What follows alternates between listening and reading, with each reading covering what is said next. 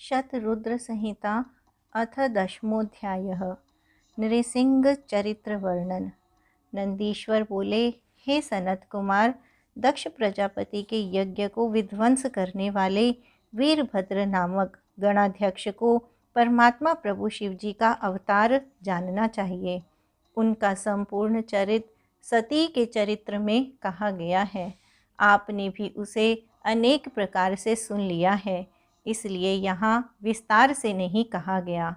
हे मुनि श्रेष्ठ, इसके पश्चात आपके स्नेहवश अब प्रभु शंकर के शार्दूल नामक अवतार को कह रहा हूँ, उसको सुनिए। भगवान सदाशिव ने देवताओं के कल्याणार्थ जलती हुई अग्नि के समान कांति युक्त अत्यंत अद्भुत शरभ रूप को धारण किया था। हे मुनि सत्तमो, श्रेष्ठ भक्तों के हित साधक अपरिमित शिवावतार हुए हैं। उनकी संख्या की गणना नहीं की जा सकती है। आकाश के तारों की, पृथ्वी के धूलि कणों की तथा वर्षा की बूंदों की गणना अनेक कल्पों में अनेक जन्म लेकर कोई बुद्धिमान पुरुष भले ही कर ले, परंतु शिवजी के अवतारों की गणना कदापि नहीं की जा सकती है।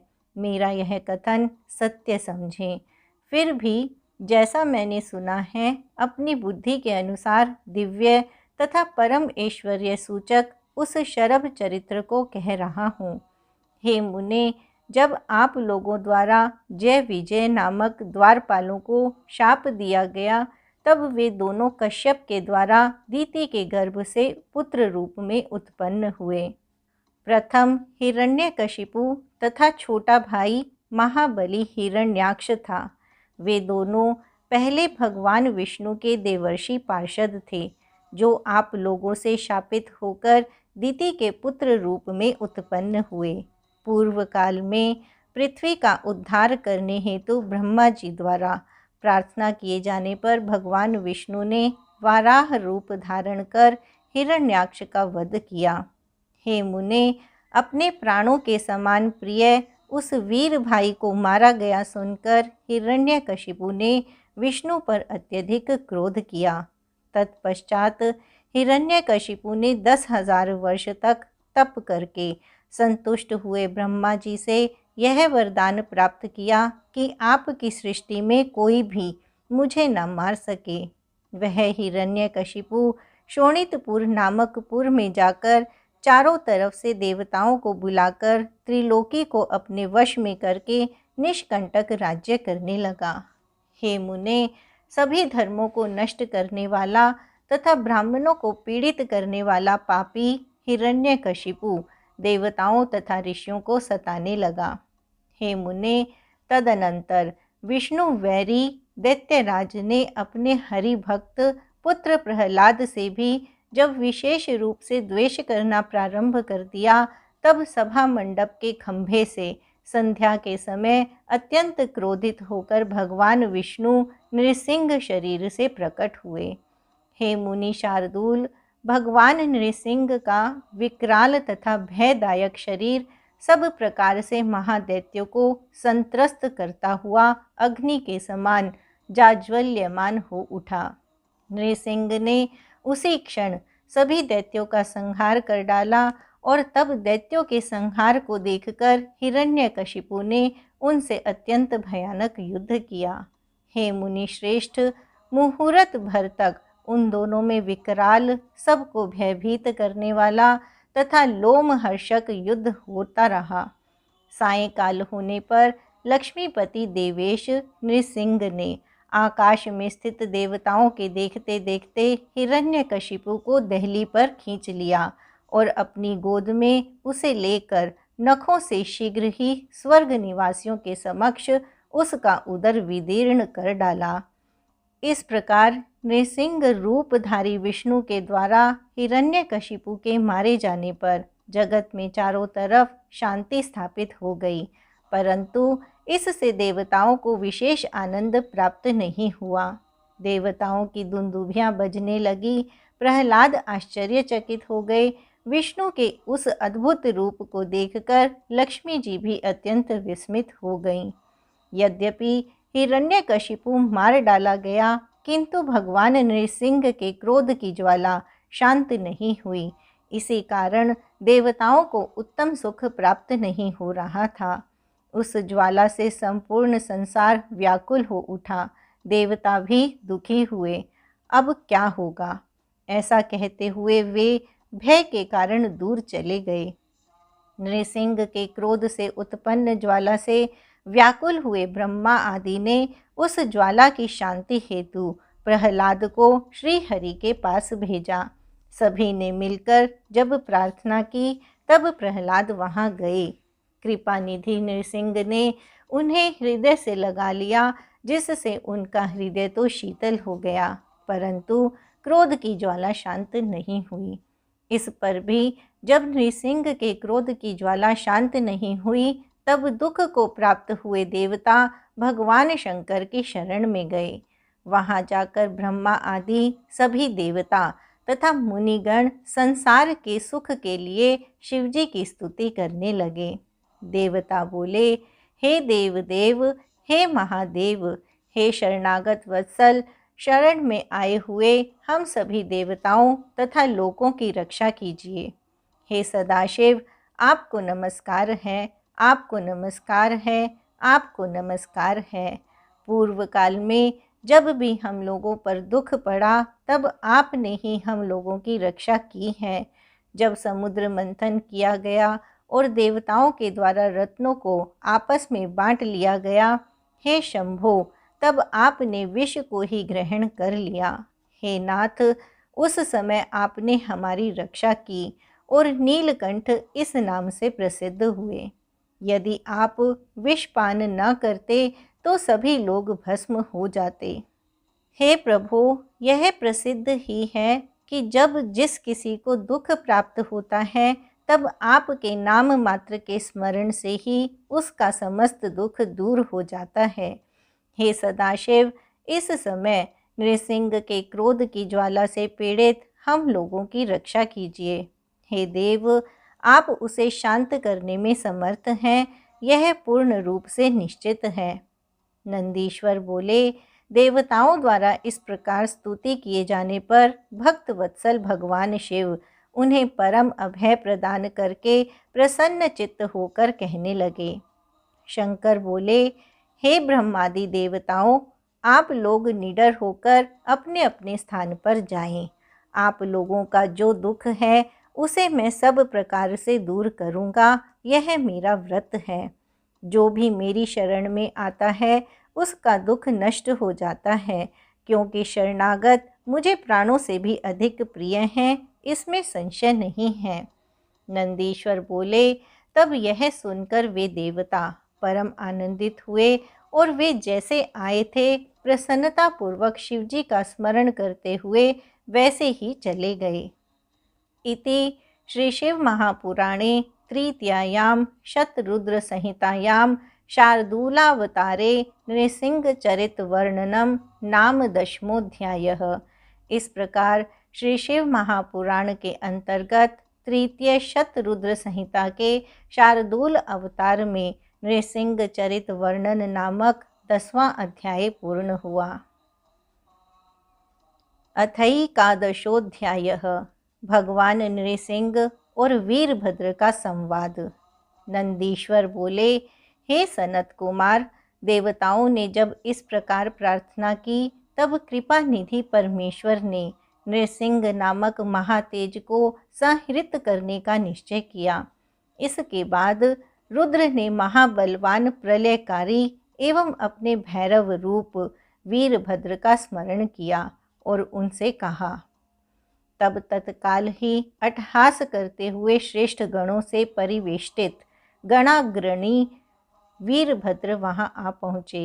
वीरभद्र के वे गण इधर उधर उछल रहे थे।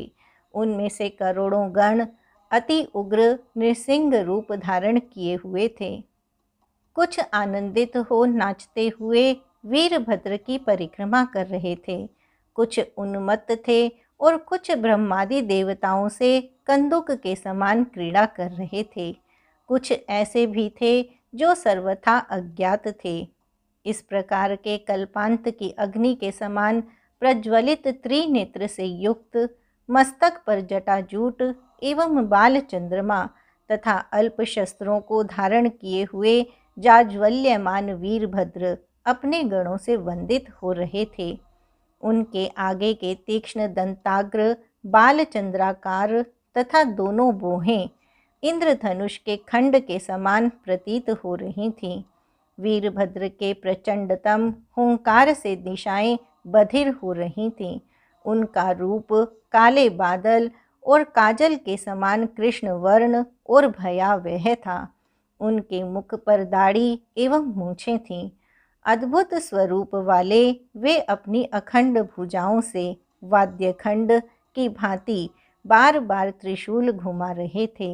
इस प्रकार अपनी वीरोचित शक्ति सहित भगवान वीरभद्र शिवजी के समीप आकर स्वयं बोले, हे देव, यहाँ आप द्वारा मैं किस उद्देश्य से स्मरण किया गया हूँ। हे जगत के स्वामिन, शीघ्र मेरे ऊपर प्रसन्न होकर आज्ञा प्रदान कीजिए। नंदीश्वर बोले, वीरभद्र के आदरपूर्वक कहे गए इस वचन को सुनकर दुष्टों को दंड देने वाले शिवजी उनकी ओर देखकर प्रीतिपूर्वक कहने लगे। शंकर बोले, हे वीरभद्र, असमय में देवताओं को घोर भय उत्पन्न हो गया है। नृसिंह की असह्य कोपाग्नि प्रज्वलित हो उठी है। तुम इस कोपाग्नि को शांत करो। पहले सांत्वना देते हुए उन्हें समझाओ कि आप क्यों नहीं शांत होते हैं। तब भी यदि वे शांत न हो तो तुम मेरे परम भैरव रूप को दिखाओ। हे वीरभद्र, तुम सूक्ष्म तेज से सूक्ष्म का और स्थूल तेज से स्थूल का संहरण करके मेरी आज्ञा से अग्नि को वश में करो। नंदीश्वर बोले, शिवजी की इस आज्ञा को स्वीकार गणाध्यक्ष वीरभद्र ने परम शांत रूप धारण कर लिया और जहाँ नृसिंह थे वहाँ वे अतिशीघ्र जा पहुँचे। तत्पश्चात शिव रूप वीरभद्र ने नृसिंह रूपी विष्णु को समझाया और उन महेश्वर ने इस प्रकार वचन कहा जैसे पिता अपने ओरस पुत्र से बात करता है। वीरभद्र बोले, हे भगवन, हे माधव, आप संसार के कल्याण के निमित्त अवतीर्ण हुए हैं। परमेष्ठी ने आप परमेश्वर को पालन के लिए नियुक्त किया है। पूर्व समय में जब प्रलय हुआ था उस समय भगवन आपने मत्स्य का रूप धारण कर प्राणियों को अपनी पूंछ में बांधकर भ्रमण करते हुए उनकी रक्षा की थी। इसी प्रकार आपने कूर्म अवतार से मंदराचल को धारण किया एवं वराह अवतार द्वारा पृथ्वी का उद्धार किया था। और इस समय भी आपने इस नृसिंह रूप से हिरण्यकशिपु का वध किया है। इसी प्रकार आपने वामनावतार ग्रहण कर दैत्यराज बलि को 3 पैर में 3 लोकों और उसके शरीर को नापकर बांध लिया। आप ही सभी प्राणियों के उत्पत्ति स्थान और अविनाशी प्रभु हैं। जब जब इस संसार पर कोई विपत्ति आती है तब तब आप अवतार ग्रहण कर उसे दुख रहित करते हैं। हे हरे, आपसे बढ़कर अथवा आपके समान भी कोई अन्य शिव परायण नहीं है। आपने ही वेदों तथा धर्मों को शुभ मार्ग में प्रतिष्ठित किया है। जिसके लिए आपका यह अवतार हुआ है वह दानव हिरण्यकशिपु मार डाला गया और प्रहलाद की भी रक्षा हो गई। अतः हे भगवान, हे विश्वात्मन, आपका प्रयोजन सिद्ध हो चुका है। अब आप अपने इस घोर नृसिंह रूप को मेरे समक्ष ही उपसंहरित कीजिए। नंदीश्वर बोले, इस प्रकार वीरभद्र द्वारा शांत वाणी में निवेदन किए जाने पर महामद से भरे हुए उन नृसिंह ने पहले से भी अधिक महाभयानक क्रोध किया और हे मुने, अपने दांतों से भयभीत करते हुए महावीर वीरभद्र से महाघोर एवं कठोर वचन कहा। नृसिंह बोले, हे वीरभद्र, तुम जहाँ से आए हो वहीं चले जाओ और मुझसे लोकहित की बात न कहो। मैं अभी इसी समय इस चराचर जगत को विनष्ट करूँगा। स्वयं मुझ संहारकर्ता का संहार अपने से अथवा दूसरे से नहीं हो सकता है। सर्वत्र मेरा ही शासन है, मेरे ऊपर शासन करने वाला कोई भी नहीं है। मेरी कृपा से सारा संसार निर्भय रहता है। मैं ही सभी शक्तियों का प्रवर्तक एवं निवर्तक हूँ। हे गणाध्यक्ष, इस जगत में जो भी विभूतिमान, कांति युक्त तथा शक्ति संपन्न वस्तु है, उसको मेरे ही तेज से विजृंभित जानो। समस्त देवगण मुझे ही परमार्थ को जानने वाला और परम ब्रह्म कहते हैं, और ब्रह्मा एवं इंद्रादि समस्त देवगण मेरे ही अंश तथा मुझसे ही शक्ति संपन्न हैं। जगतकर्ता ब्रह्मा भी पूर्व समय में मेरे नाभि कमल से उत्पन्न हुए थे। मैं ही सबसे अधिक स्वतंत्र, कर्ता, हर्ता तथा अखिलेश्वर हूँ। यह नृसिंह रूप की ज्वाला मेरा सर्वाधिक तेज है। मेरे विषय में और क्या सुनना चाहते हो? अतः मेरी शरण में आकर निर्भय होकर तुम चले जाओ। हे गणेश्वर, दिखाई पड़ने पर इस संसार को मेरा ही परम स्वरूप जानो। देवता, असुर एवं मनुष्यों से युक्त यह सारा विश्व मेरा है। मैं लोकों के विनाश का कारण काल स्वरूप हूँ। अतः मैं लोकों का संहार करने के लिए प्रवृत्त हुआ हूँ। हे वीरभद्र, मुझे मृत्यु का भी मृत्यु समझो। ये देवगण मेरी ही कृपा से जीवन धारण करते हैं। नंदीश्वर बोले, विष्णु के अहंकार युक्त वचन को सुनकर महापराक्रमी वीरभद्र ओठों को फड़फड़ाते हुए अवज्ञापूर्वक हंसकर कहने लगे। वीरभद्र बोले, क्या आप संसार के ईश्वर तथा संहारकर्ता पिनाकधारी शिव को नहीं जानते हैं? आप में केवल मिथ्या वाद विवाद भरा पड़ा है, जो कि आपके विनाश का कारण है। आपके अन्यान्य कितने ही अवतार हो चुके हैं, कितने ही बाकी हैं। हे विष्णु, जिस कारण से आपका यह अवतार हुआ है, कहीं ऐसा ना हो कि उसी अवतार से आप कथा मात्र ही शेष न रह जाएं। आप इस दोष को बताइए जिससे आप इस दशा को प्राप्त हुए हैं। संसार के संहार में प्रवीण होने के कारण कहीं ऐसा ना हो कि उसकी दक्षिणा आपको ही प्राप्त हो जाए। आप प्रकृति हैं तथा रुद्र पुरुष हैं। उन्होंने आप में अपने वीर्य का आधान किया है, इसलिए आपके नाभि कमल से 5 मुख वाले ब्रह्मा जी उत्पन्न हुए हैं। उन्होंने इस त्रिलोकी की सृष्टि के लिए अपने ललाट में नील लोहित शिव का ध्यान किया और वे उग्र तप में स्थित हुए। तब उन्हीं के ललाट से सृष्टि हेतु शिवजी उत्पन्न हुए और ब्रह्मा जी ने उन्हें भूषण रूप में धारण किया। मैं उन्हीं देवाधिदेव भैरव रूपधारी की आज्ञा से यहाँ आया हूँ। हे हरे, मैं उन्हीं देव सर्वेश्वर रुद्र के द्वारा विनय और बल दोनों से आपका नियमन करने के लिए नियुक्त किया गया हूँ।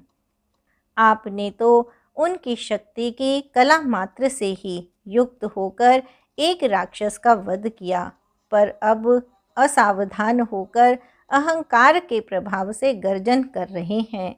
सज्जन व्यक्तियों के साथ किया गया उपकार सुख को बढ़ाने वाला होता है, किंतु वही उपकार यदि दुष्ट व्यक्तियों के साथ किया जाए तो वह हानिकारक होता है। हे नृसिंह, यदि आप शिवजी को अजन्मा नहीं मानते हैं तो निश्चय ही आप अज्ञानी, महागर्वी एवं दोषों से परिपूर्ण हैं।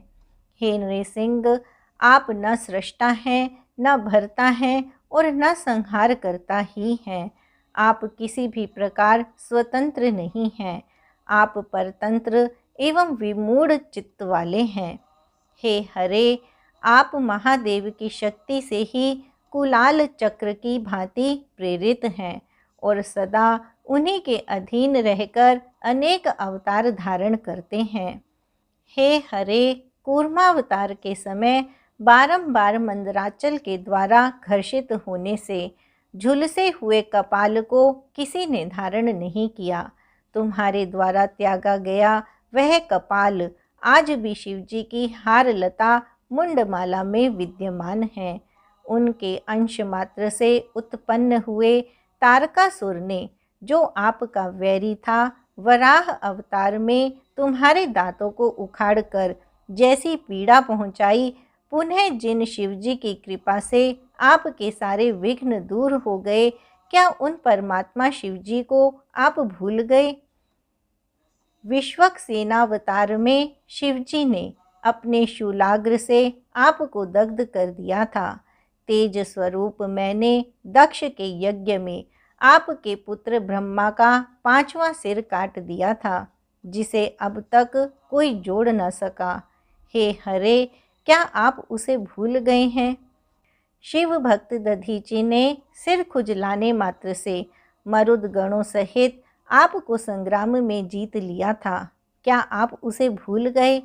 हे चक्रपाणे, आप जिस चक्र के सहारे अपना पुरुषार्थ प्रकट करते हैं, वह कहाँ से और किसके द्वारा प्राप्त हुआ है? क्या आप उसको भूल गए हैं? मैंने तो संपूर्ण लोगों को धारण कर रखा है और तुम क्षीर सागर में निद्रा के परवश होकर सोते रहते हो। ऐसी स्थिति में तुम सात्विक कैसे हो? आप से लेकर स्तंभ पर्यंत शिवजी की शक्ति फैली हुई है, उसी से आप सर्वथा शक्तिमान हैं।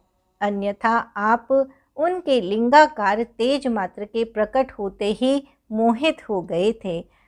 उनके तेज के महात्म्य को देखने में कोई भी पुरुष समर्थ नहीं है। सूक्ष्म बुद्धि वाले लोग ही उन सर्वव्यापी के परम पद को देख पाते हैं। आकाश, पृथ्वी का अंतराल, इंद्र, अग्नि, यम, वरुण, अंधकार को लील जाने वाले सूर्य एवं चंद्रमा को उत्पन्न कर वही परमेश्वर उनमें प्रविष्ट हो जाते हैं।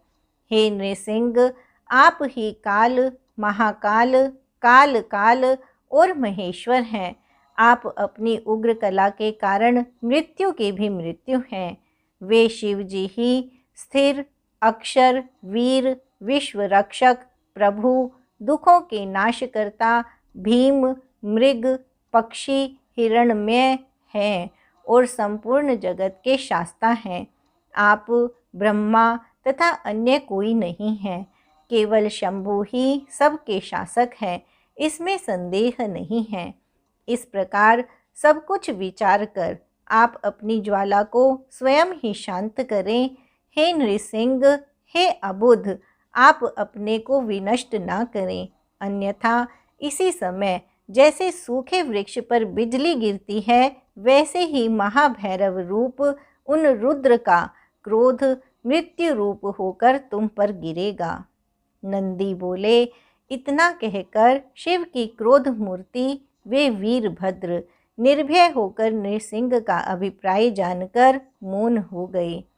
इति श्री शिव महापुराणे तृतीयायां शतरुद्र संहितायां शर्भावतार वर्णनम नामैकादशोऽध्यायः। इस प्रकार श्री शिव महापुराण के अंतर्गत तृतीय शतरुद्र संहिता में शर्भावतार वर्णन नामक 11वां अध्याय पूर्ण हुआ। अथ द्वादशोऽध्यायः। भगवान शिव का शर्भावतार धारण। सनत कुमार बोले, हे नंदीश्वर, हे महाप्राज्ञ, इसके बाद जो वृतांत आपको ज्ञात हुआ, मेरे ऊपर कृपा करके उस वृतांत को इस समय प्रीतिपूर्वक कहिए। नंदीश्वर बोले। वीरभद्र के इस प्रकार के कहने पर नृसिंह क्रोध से व्याकुल हो गए और गर्जन करते हुए बड़े वेग से उन्हें पकड़ने के लिए उद्यत हुए।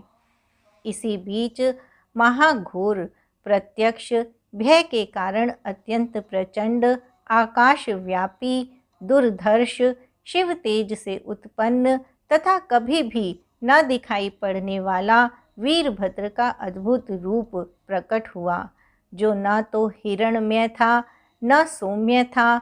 वह तेज न सूर्य और न तो अग्नि से उत्पन्न हुआ था, न बिजली के समान और न चंद्रमा के समान था। वह शिव तेज अनुपम था। उस समय सभी तेज उन शंकर के तेज में विलीन हो गए। वह महातेज आकाश में भी न समा सका। वह तेज प्रकट काल रूप ही था। अत्यंत विकृताकार वह तेज रुद्र का साधारण चिन्ह था।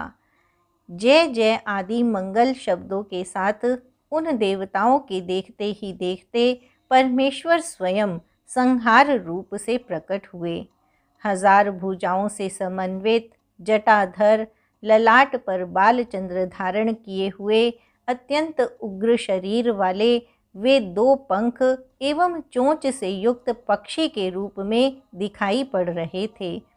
उनके दांत अत्यंत विशाल तथा तीक्ष्णतम थे। वे वज्रतुल्य नख रूपी आयुध से युक्त थे। वे नीलकंठ, महाबाहु और 4 चरणों से युक्त तथा अग्नि के समान तेजस्वी थे। वे युगांतकालीन अर्थात प्रलयकारी मेघ के समान गंभीर गर्जना कर रहे थे और महाकोप से व्याप्त नेत्रों द्वारा कृत्याग्नि के समान जान पड़ते थे। उनके दांत और अधरोष्ठ क्रोध के कारण फड़क रहे थे। इस प्रकार का उग्र स्वरूप धारण किए हुंकार करते हुए विकट रूपधारी शंकर नृसिंह जी के सामने प्रकट हो गए। उस रूप को देखते ही नृसिंह का समस्त बल पराक्रम उसी प्रकार लुप्त हो गया जिस प्रकार सूर्य के तेज से तिरस्कृत जुगनू विभ्रांत हो जाता है। इसके बाद उन्होंने अपने दोनों पक्षों को घुमाते हुए उनसे नृसिंह के नाभि और चरणों को विदीर्ण करते हुए अपनी पूंछ से उनके चरणों को तथा हाथों से उनकी भुजाओं को बांध लिया। इसके बाद भुजाओं से हृदय विदीर्ण करते हुए शिवजी ने नृसिंह को पकड़ लिया। उसके बाद देवताओं और महर्षियों के साथ आकाश में चले गए। जिस प्रकार गरुड़ निर्भयतापूर्वक सांप को कभी ऊपर कभी नीचे पटकता है, कभी उसे लेकर उड़ जाता है, उसी प्रकार उन्होंने नृसिंह को अपने पंखों से मार मार कर आहत कर दिया। फिर वे अनंत ईश्वर उन नृसिंह को लेकर वृषभ पर सवार हो चल पड़े। तत्पश्चात सभी ब्रह्मादि देवों तथा मुनीश्वरों ने जाते हुए शिव को आदरपूर्वक प्रणाम किया और वे लोग नमः शब्द से उनकी स्तुति करने लगे। इस प्रकार ले जाए जाते हुए पराधीन तथा दीन मुख नृसिंह हाथ जोड़कर मनोहर अक्षरों वाले स्तोत्रों से उन परमेश्वर की स्तुति करने लगे। शिव के 108 नामों द्वारा उन शर्भेश्वर की स्तुति कर नृसिंह ने पुनः उनसे प्रार्थना की, हे परमेश्वर, जब जब मेरी यह मूढ़ बुद्धि अहंकार से दूषित हो जाए तब तब आप ही उसे दूर करें। नंदीश्वर बोले, इस प्रकार प्रीतिपूर्वक शिव से प्रार्थना करते हुए नृसिंह रूपधारी विष्णु जीवन पर्यंत पराधीनता स्वीकार कर बार बार प्रणाम करके दीन हो गए। वीरभद्र ने क्षण मात्र में ही नृसिंह के मुख सहित समस्त शरीर एवं उनकी शक्ति को अपने में समाहित कर लिया। नंदीश्वर बोले, तदनंतर ब्रह्मादि समस्त देवता शरभ रूप धारण किए हुए संपूर्ण लोकों के एकमात्र कल्याणकारी भगवान शंकर की स्तुति करने लगे। देवता बोले, हे महेश्वर, ब्रह्मा, विष्णु, इंद्र, चंद्रमा आदि समस्त देवता, महर्षि एवं दैत्य आदि सब के सब आप से ही उत्पन्न हुए हैं। आप ही ब्रह्मा, विष्णु, महेंद्र, चंद्र तथा सूर्य आदि देवताओं एवं असुरों का सृजन, पालन एवं संहार करते हैं। आप ही सबके स्वामी हैं। आप संसार का हरण करते हैं, इसलिए विद्वान लोग आपको हर कहते हैं, और आपने विष्णु का निग्रह किया है, इसलिए भी आप विद्वानों के द्वारा हर कहे जाते हैं। हे प्रभो, आप अपने शरीर को 8 भागों में बांटकर इस जगत का संरक्षण करते हैं। अतः हे भगवन, अभीष्ट वरों के द्वारा हम देवताओं की रक्षा कीजिए। आप महापुरुष, शंभु, सर्वेश्वर, सुरनायक, निस्वात्मा, निर्विकारात्मा, पर ब्रह्म, सत्पुरुषों की गति, दीन बंधु, दया सिंधु, अद्भुत लीला करने वाले, परात्मदृक्, प्राज्ञ, विराट, विभु, सत्य एवं सत्यचित आनंद लक्षण से युक्त हैं। नंदीश्वर बोले, इस प्रकार देवताओं के वचन को सुनकर परमेश्वर सदाशिव उन पुरातन देवताओं एवं महर्षियों से कहने लगे। शिवजी बोले, जिस प्रकार जल में जल, दूध में दूध और घी में घी मिलकर समरस हो जाता है, ठीक उसी प्रकार भगवान विष्णु भी शिवजी में मिलकर समरस हो गए हैं, इसमें संशय नहीं है। इस समय एकमात्र विष्णु ही महाबलवान तथा अहंकारी नृसिंह का रूप धारण कर संसार के संहार करने में प्रवृत्त हुए हैं। उन्हें नमस्कार है। सिद्धि हेतु प्रयत्नशील मेरे भक्तों के द्वारा वे प्रार्थना के योग्य हैं। वे स्वयं भी मेरे भक्तों में सर्वश्रेष्ठ हैं और मेरे भक्तों को वर देने वाले हैं।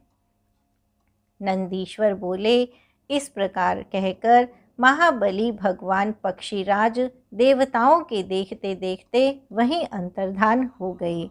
गणाध्यक्ष महाबलवान भगवान वीरभद्र भी नृसिंह का चर्म निकाल और उसे लेकर कैलाश पर्वत पर चले गए। उसी समय से शिवजी नृसिंह के चर्म को धारण करते हैं। उन्होंने नृसिंह के मुख को अपनी मुंडमाला का सुमेरु बनाया था। तदनंतर सभी देवता निर्भय होकर इस कथा का वर्णन करते हुए विस्मय से प्रफुल्लित नेत्र हो जैसे आए थे वैसे ही चले गए। जो व्यक्ति वेद रस से परिपूर्ण इस परम पवित्र आख्यान को पढ़ता है तथा सुनता है, उसकी संपूर्ण कामनाएं पूर्ण हो जाती हैं। यह आख्यान धन्य, यश को प्रदान करने वाला, आयु को बढ़ाने वाला, आरोग्य देने वाला तथा पुष्टि की वृद्धि करने वाला, समस्त विघ्नों को शांत करने वाला, समस्त व्याधियों का नाश करने वाला, दुखों को दूर करने वाला, मनोरथ सिद्ध करने वाला, कल्याण का आश्रय स्थान, अपमृत्यु का हरण करने वाला, बुद्धि को बढ़ाने वाला तथा शत्रुओं का नाश करने वाला है। यह शरभ रूप पिनाकधारी शिवजी का उत्तम रूप है। इसे शिव के भक्तों तथा गणों में प्रकाशित करते रहना चाहिए, अर्थात साधारण जनों के समक्ष यह प्रकाश्य नहीं है। उन्हीं शिव भक्तों को इस आख्यान को पढ़ना एवं सुनना चाहिए। यह 9 प्रकार की भक्ति प्रदान करने वाला, दिव्य एवं अंतःकरण तथा बुद्धि का वर्धन करने वाला है। शिवजी के सभी उत्सवों में चतुर्दशी तथा अष्टमी को एवं शिव की प्रतिष्ठा के समय इस आख्यान को पढ़ने से शिवजी का सानिध्य प्राप्त होता है। चोर, बाघ, मनुष्य, सिंह के भय में, आत्मकृत अर्थात मन में अकारण उत्पन्न भय तथा राज भय में, अन्य प्रकार के उत्पात, भूकंप, डाकू आदि से भय उपस्थित होने पर, धूलि वर्षा काल में, उल्कापात, महावात, अनावृष्टि और अतिवृष्टि में जो विद्वान सावधान होकर इसे पढ़ता है वह दृढ़ व्रती शिव भक्त हो जाता है। जो निष्काम भाव से इस शिव चरित्र को पढ़ता या सुनता है और शिव व्रत करता है वह रुद्र लोक को प्राप्त कर रुद्र का अनुचर हो जाता है। इस प्रकार रुद्र लोक को प्राप्त कर वह रुद्र के साथ आनंद करता है और हे मुने उसके बाद शिवजी की कृपा से वह शिव सायुज्य प्राप्त करता है। इति श्री शिव महापुराणे तृतीयायां शतरुद्र संहितायां शर्भावतार वर्णनम नाम 12वाध्यायः। इस प्रकार श्री शिव महापुराण के अंतर्गत तृतीय शतरुद्र संहिता में शर्भावतार वर्णन नामक 12वां अध्याय पूर्ण हुआ।